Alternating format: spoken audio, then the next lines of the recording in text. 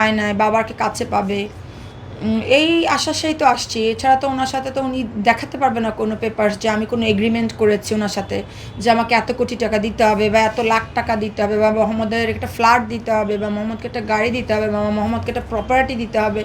আমি তো এই ধরনের কোনো এগ্রিমেন্টে ওনাকে আসি নাই। আমি বাচ্চার বাবা, তার সাথে আমার ডিল হবে কেন? সন্তানকে নিয়ে কখনো ডিল হয় না।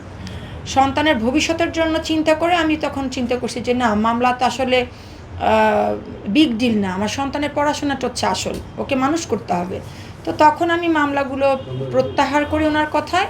এবং ওনারাই এই যে এখন যে বাসা দেখছেন, অনেকেরই প্রশ্ন যে লাক্সারিয়াস বাসা, কি লাক্সারিয়াস লাইফ লিড করি। This is not luxurious life lead.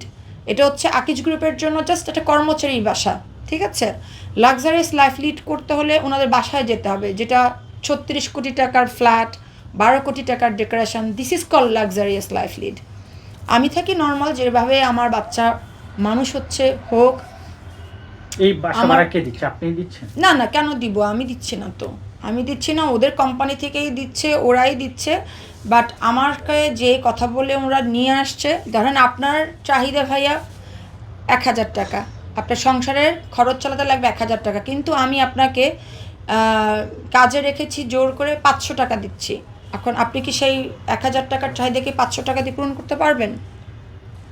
পারবেন না। তো আপনি বলে নিয়ে আসছেন একটা, কিন্তু 2-3 মাস আপনি ঠিক মতো করছেন। যখন মামলাগুলো ডে বাই ডে আমি একটা একটা করে প্রত্যাহার করেছি, তারপর আপনি কি করলেন? আপনি আমার উপর একটা জুলুম শুরু করলেন। কি আপনি জোর করে আমার উপর একটা মানে একটা অ্যামাউন্ট থুপে দিলেন যে তোমার এইটার মধ্যেই চলতে হবে, যেটা আমি পারছি না। তার পার ডে ওয়েস্টিনে বলেন, লা মেরিডিয়ান বলেন, তারপর রেনিসেন্সে বলেন, তার পার ডে খরচই হচ্ছে 3 লাখ টাকা পার ডে। তাইলে সে যদি আমাকে মান্থলি দেয় 3 লাখ টাকা, আমি তো চলতে পারছি না, আমার তো কষ্ট হয়ে যাচ্ছে। যেমন 3 লাখ টাকা কিন্তু আমাকে দেয় না, এটা আমি এবার ক্লিয়ার করি।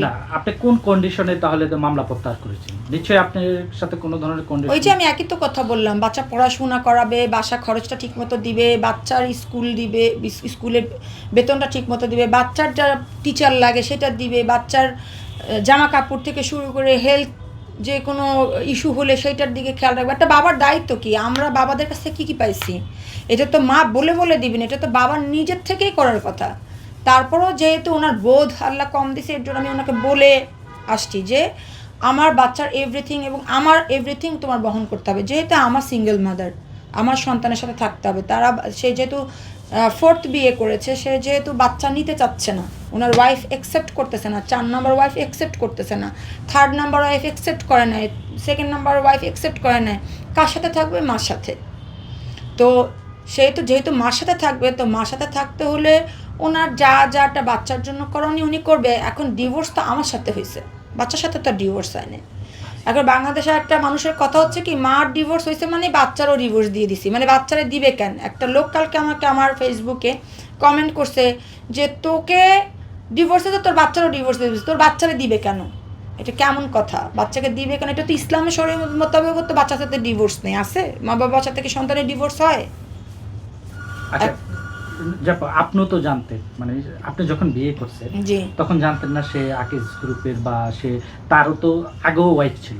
না না না, আমি ফার্স্ট ওয়াইফ। এটা আপনি ভুল কনফার্ম মানে জানছেন। আচ্ছা, তাহলে আপনি কি জেনে শুনে ইয়ে করছেন? সে তো ম্যারিড ছিল না, তো অবিবাহিত ছেলেকেই তো বিয়ে করছে, তো জেনে শুনেই তো অবিবাহিত ছেলে বিয়ে করছি।